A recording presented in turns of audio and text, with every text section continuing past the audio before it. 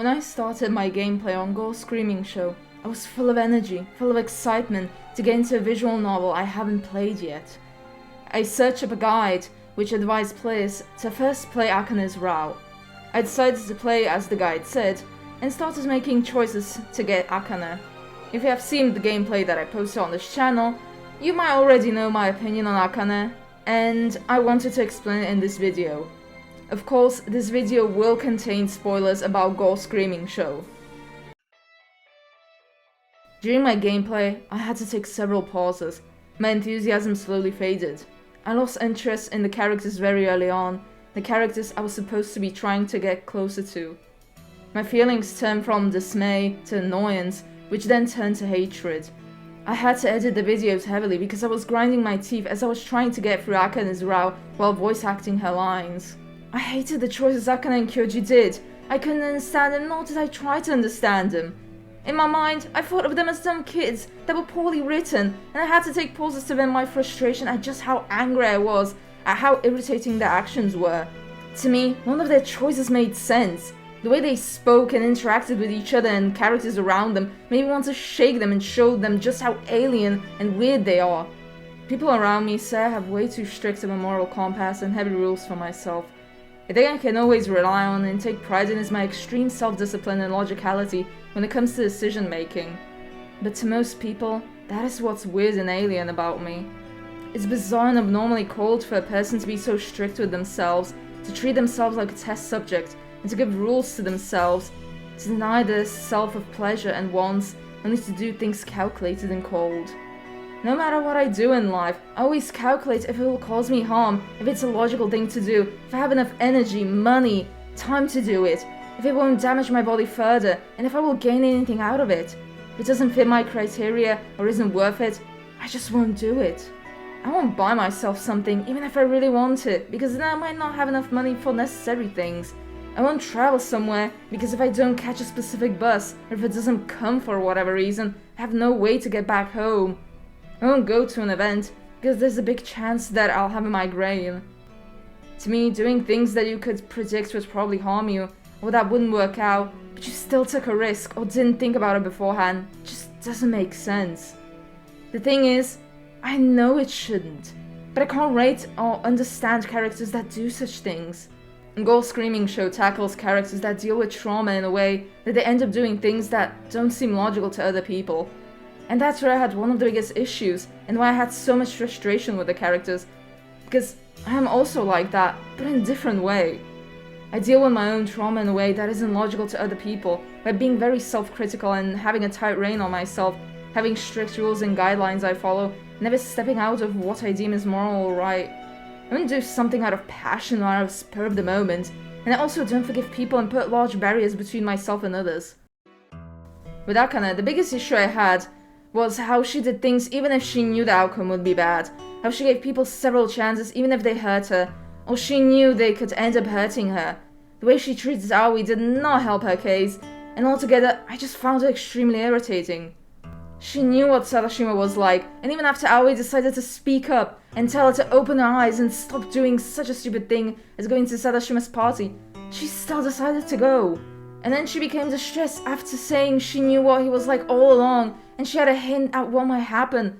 Doing something so rational and putting herself in harm's way, and still having little hope that it might play out differently, is so ludicrous to me.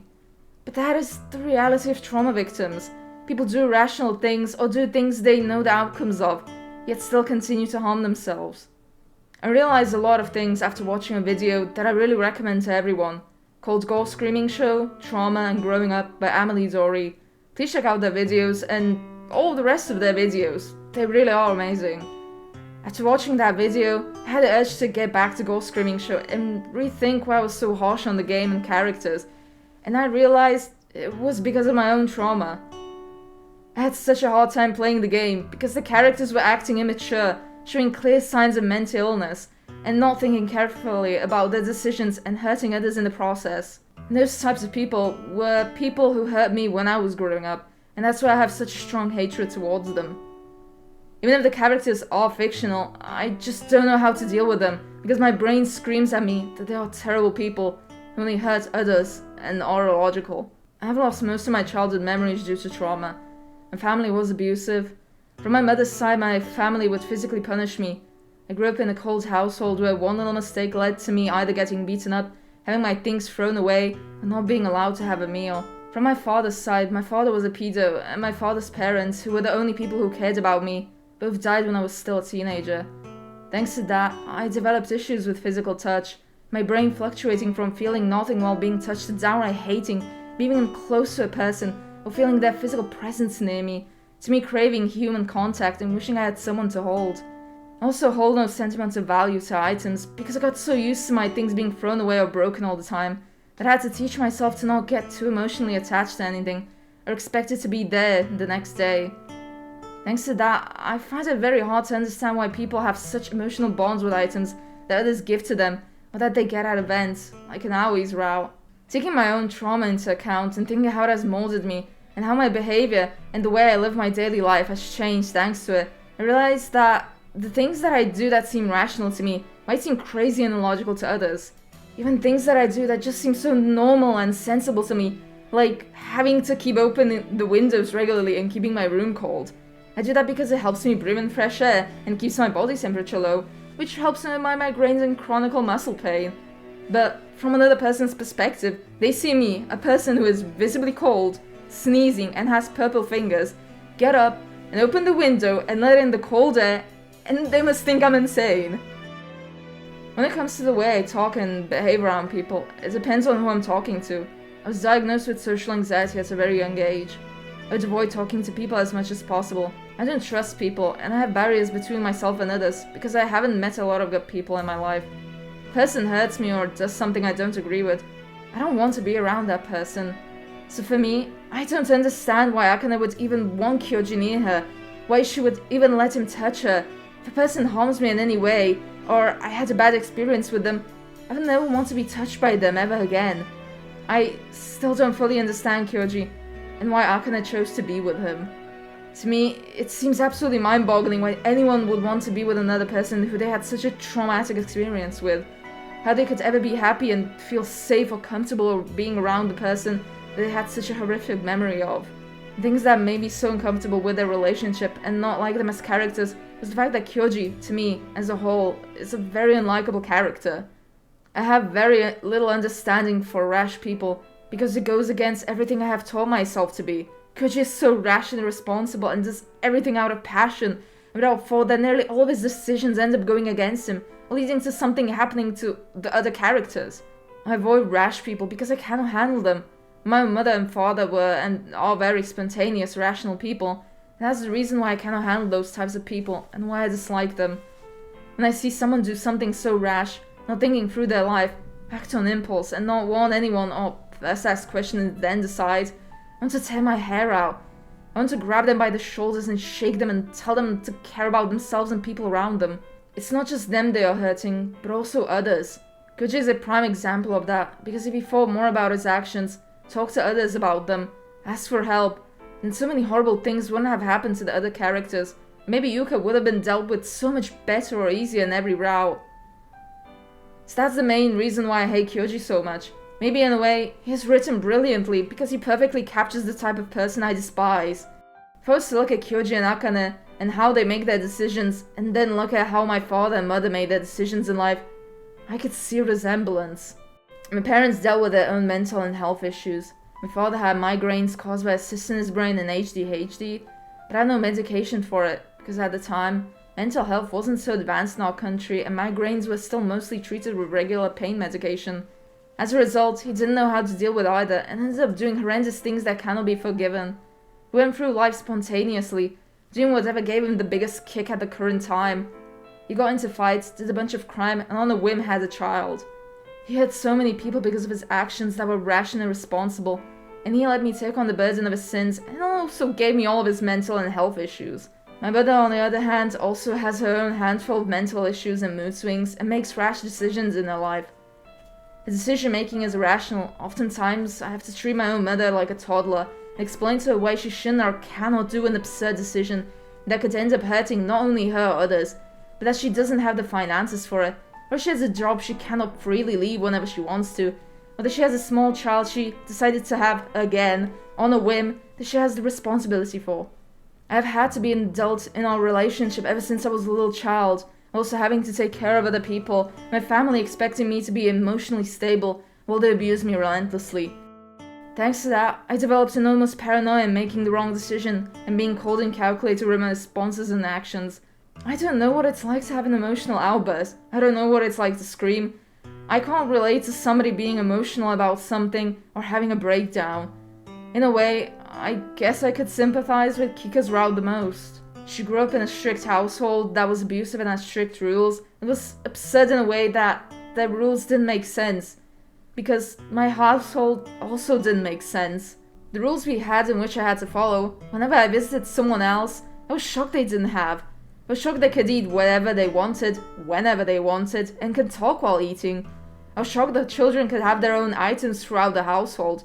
I was shocked the parents had hobby items, and they were screaming at each other all the time. Kika's row was mostly about her suppressed sexual desires and how her mother shunned her for it.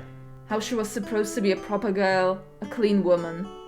My family was a mixed bag. I was taught by the women in my family that sex and porn is terrible and disgusting, but also encouraged to show off my body and forced into clothing that made me uncomfortable.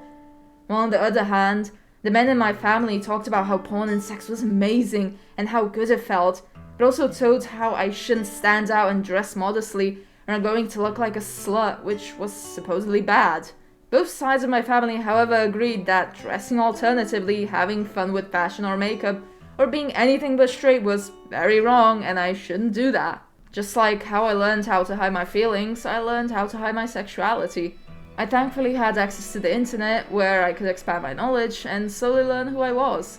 It just took way longer for me like that than if I could have been open and went to therapy about it.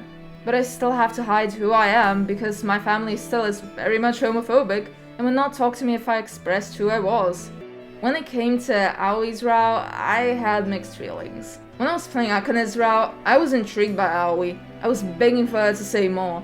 Whenever she appeared, I felt relieved that I wasn't trapped reading and looking only at Akane and Kyoji, with the occasional Shinta and Yamiko. So when I got to Aoi's route, I was excited again. At the start of Aoi's route, I genuinely liked her. She was quiet and somewhat cold towards Kyoji. I felt like I could finally bond with a character because she felt distant and bitter towards Akane, just like how I felt. I cheered on for her, hoping she would end up pouring out her feelings of hatred and bitterness towards Akane and Kyoji, much like how I would have loved to towards everyone who hurt me. But as I progressed the story, she started changing. I lost the hope I had for her, channeling my inner burning feelings towards the characterization of Akane and Kyoji, as she continued to deny and felt even more lost and sad about it.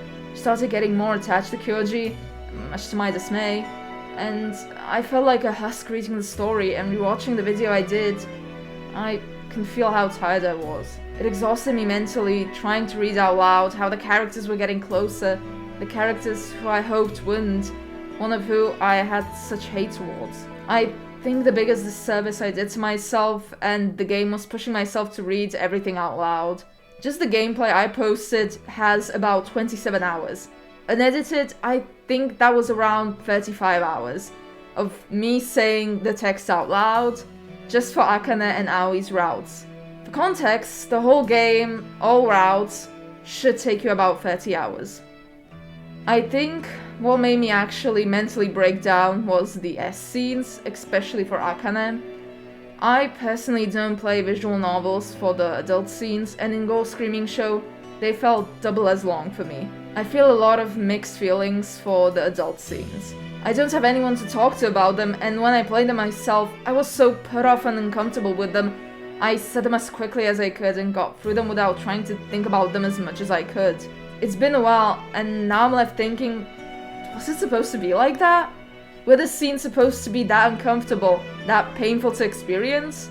Were we supposed to feel as much discomfort as Aoi felt as she was forcing herself to go through it? I remember saying during her S scene in Yuka's mansion how she's forcing herself, how that must be extremely painful and in no way pleasurable.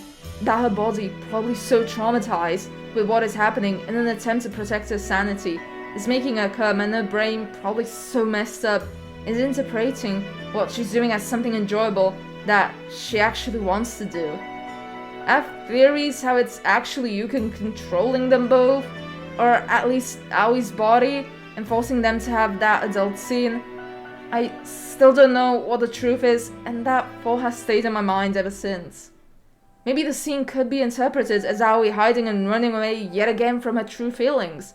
She doesn't want to express that it actually hurt her, how she's scared and sure of what she's doing, how the situation isn't morally right and she should stop Kyoji or they should talk about it first. She doesn't want to confront her feelings towards him, confront that maybe she's doing this to just spite Akane. Maybe she does actually have feelings for Kyoji.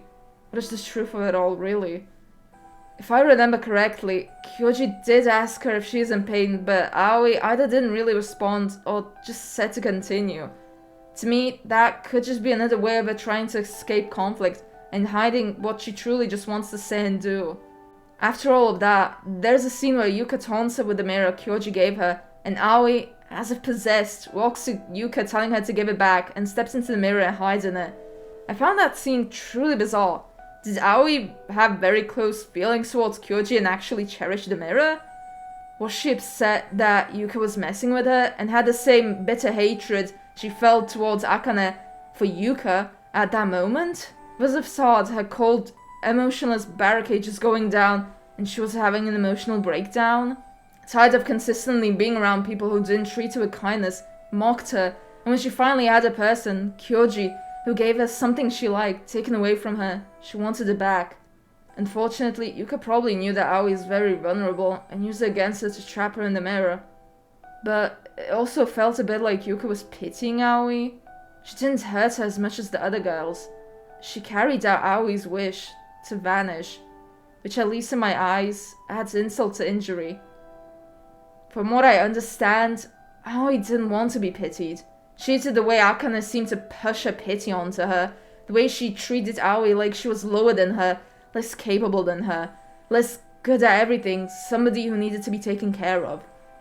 Maybe if people around her didn't treat her as such a poor little girl, she would have accepted and learned to deal with the loss of her brother and father. Or maybe Yuka was just putting on a show of what was actually inside Aoi's heart. That in reality, Aoi was the one who pitied herself the most, but she just hated when others did it to her. I must admit, I do pity myself. I feel anger at the world and fate for making me go through the things I had to go through, and I don't understand why I had to be the one who had to live through it all. I pity myself to the point I wish I could restart or think that the only way I'd stop the cycle is by vanishing. I keep trying to push myself forward with life, hoping it will get better, but so far, it just hasn't. And I know saying that is depressing, but it's just my reality. Life isn't always so fun and great, as sometimes it really is just about surviving and hoping it will someday get better, while not really seeing it get better for years. As for the conclusion to the video, what I want to say by all of this is that ironically, the characters were well written. They evoked fight or flight emotions in me because they portrayed something I feared and didn't want to face. One of the reasons I can't read or watch media where a character is realistically portrayed as a child or young adult who is troubled and making bad decisions is because I can't deal with it. I'm scared to look back at my childhood, at my younger years, at the time when I was more vulnerable, did more rash decisions, and didn't know what was right and wrong. I hated not making the correct choice, regret every little mistake I ever did. And that's why I can't stand seeing someone doing obvious mistakes and being childish. I wanted to put my thoughts into a video, but it didn't feel right to put them into one of the gameplay videos. I do want to one day go back to the game and get into Yuka's route with a new perspective and more open mind. I also hope to do more videos like this. Thank you for watching.